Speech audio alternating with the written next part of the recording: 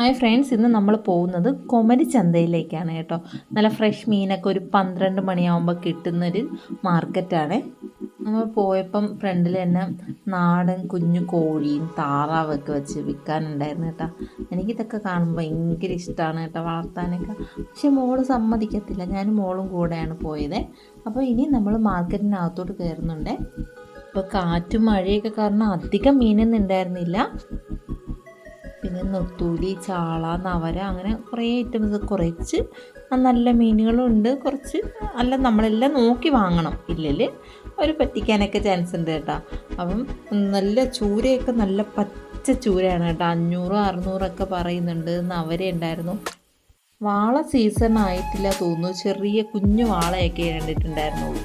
ഇനി ഈ സമയമാണ് വാളയൊക്കെ വരുന്നത്, പക്ഷേ ഇവിടെ ഇന്ന് ഉണ്ടായിരുന്നില്ല. നമ്മൾ എല്ലാ മീനും ആദ്യം ഒന്ന് റൗണ്ട് അടിച്ച് ഒന്ന് നോക്കിയതിന് ശേഷം ഏത് മീനാന്നൊക്കെ വാങ്ങാമെന്ന് കരുതി കേട്ടോ. എവിടെയാണ് ഫ്രഷ് മീൻ കിട്ടുന്നത്, ഒത്തിരി പേര് വച്ചിട്ടുണ്ടല്ലോ, അതുകൊണ്ട് അങ്ങനെ നോക്കിയിട്ട് വാങ്ങാമെന്ന് കരുതി. അങ്ങനെ നമ്മൾ എല്ലാ മീനും ഒന്ന് നോക്കുമായിരുന്നേ. പിന്നെ നമ്മൾ നോക്കി വന്നപ്പം എൻ്റെ മക്കളുടെ ഇഷ്ടപ്പെട്ട സംഭവം കിട്ടിയിട്ടുണ്ട്. ആദ്യം അത് മേടിക്കാമെന്ന് കരുതി. നല്ല പച്ചയായിരുന്നു കേട്ടോ. ഞണ്ട് മീൻ വിൽക്കുന്ന ആൾ പറയുകയാണ്, ഒരു മീനെങ്കിലും കേടുണ്ടെങ്കിൽ എൻ്റെ പേരൊക്കെ എഴുതി വെച്ചുള്ളൂ, ഷാജഹാൻ എന്നൊക്കെയാണെന്നൊക്കെ. നല്ല പച്ചയായിരുന്നു. ആ മീൻ വിൽക്കുന്ന ചേച്ചിമാരുടെ അടുത്ത് നിന്ന് മീൻ വാങ്ങുന്നെങ്കിൽ അവർ തന്നെ കട്ട് ചെയ്ത് തരും. അല്ലാതെ മീൻ കട്ട് ചെയ്യാനായിട്ട് അവിടെ ഒരു ചേച്ചി നിൽപ്പുണ്ട് കേട്ടോ. അപ്പോൾ എല്ലാവരും മേടിച്ചിട്ട് അവിടെ കൊണ്ട് കട്ട് ചെയ്തിട്ടാണ് വരുന്നത്. ഇത് ഞാനിപ്പോൾ ഒരു ചൂര, ആ ചേച്ചിക്ക് വീഡിയോ എടുക്കുന്നതിൻ്റെ ഭയങ്കര സന്തോഷമായി കേട്ടോ. അപ്പോൾ ഒരു ചൂര മേടിച്ചു. 500 രൂപയായിരുന്നു. അപ്പോൾ അതുകൊണ്ട് ആ ചേച്ചി തന്നെയാണ് കട്ട് ചെയ്തൊക്കെ തന്നത്. കട്ട് ചെയ്തെടുക്കുമ്പം നമുക്കിപ്പം മോളും പറയുകയാണ്, അമ്മ ഇത്രയേ ഉള്ളൂ കട്ട് ചെയ്ത് 500 രൂപയുടെ ചൂര ഇത്രയേ ഉള്ളൂ. പക്ഷേ കട്ട് ചെയ്യുമ്പോൾ അങ്ങനെയാണല്ലോ, നമ്മൾ വീട്ടിൽ വന്ന് പിന്നെ തൊലിയൊക്കെ എടുത്ത് ക്ലീൻ ചെയ്തെടുക്കണമല്ലോ. അപ്പം അങ്ങനെ ഇത്രയും വലിയ പീസൊക്കെ കട്ട് ചെയ്യാൻ ഭയങ്കര ബുദ്ധിമുട്ടായതുകൊണ്ട് അവർ തന്നെയാണ് കട്ട് ചെയ്തൊക്കെ തന്നത്. പിന്നെ അത് കഴിഞ്ഞ് പാര കണ്ടായിരുന്നേ. അപ്പം പാരയും കൂടി മേടിച്ചായിരുന്നു. 3 പാര 500 രൂപയായിരുന്നു. ഇനിയിപ്പോൾ കുറച്ച് ദിവസത്തേക്ക് മീൻ വാങ്ങാൻ പോകേണ്ട ആവശ്യമില്ല. അതുകൊണ്ട് തന്നെ പോയ സമയം എല്ലാം കൂടി ഒന്ന് മേടിച്ചിട്ട് വരാമെന്ന് കരുതി. പിന്നെ കണവയും കൂടി മേടിച്ചിട്ടുണ്ടായിരുന്നേ. പിന്നെ അവിടെ നിന്ന് 1 കിലോ കപ്പ 50 രൂപയായിരുന്നു, അതും കൂടി മേടിച്ചു. നല്ല മഴയായിരുന്നു കേട്ടോ. പക്ഷെ നമ്മൾ ഇറങ്ങിയ സമയത്ത് ഒരു മഴയില്ലായിരുന്നു. അതുകൊണ്ട് നമ്മൾ എങ്ങനെയെങ്കിലും പെട്ടെന്ന് പോയിട്ട് വരാമെന്ന് പറഞ്ഞ് ഇറങ്ങി ഓടിയതാണ്. പക്ഷേ നമ്മൾ പോയ സമയം മഴയായിരുന്നു. തിരിച്ച് വന്ന ശേഷമാണ് മഴയൊക്കെ പെയ്തത്.